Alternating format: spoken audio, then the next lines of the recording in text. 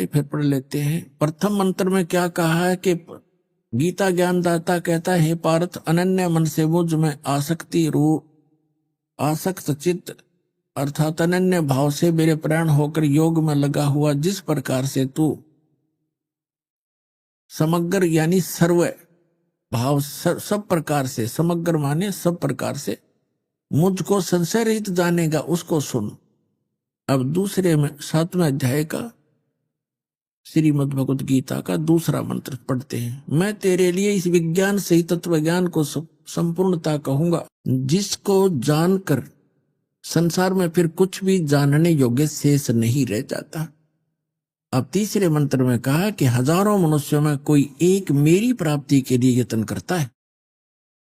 यत्न करने वाले योगियों में भी कई एक मेरे प्राण होकर मुझको तत्व से अर्थात यथार्थ रूप से जानता है। चौथे में कहा है, ये पृथ्वी जल अग्नि वायु आकाश मन बुद्धि और अहंकार भी इस प्रकार यह 8 प्रकार से विभाजित मेरी प्रकृति है।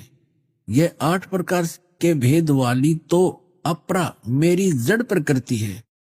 और हे महाभाव, इससे दूसरी को जिससे ये यह संपूर्ण जगत धारण किया जाता है, मेरी जीव रूपा परा अर्थात चेतन प्रकृति जान।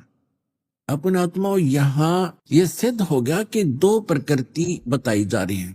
एक तो ये बताया है कि पृथ्वी जल वायु आकाश मन बुद्धि और अहंकार, ये 8 का योग से ये बनती है जड़ प्रकृति।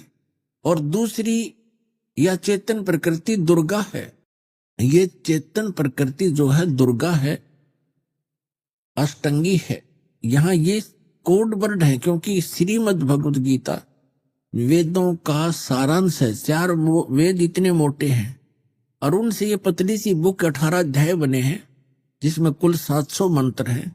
तो वो कोड वर्ड ज्यादा है और कोड वर्डों को टीचर ही समझा करते हैं।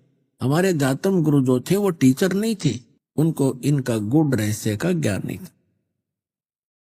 तो यहां सिद्ध हो गया कि एक तो ये जड़ प्रकृति, ये 8 जो बताई, पृथ्वी जल वायु अग्नि आकाश मन बुद्धि और अहंकार है।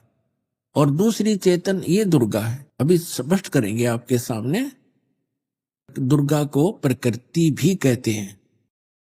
अब आगे ये क्या बताना चाहता है।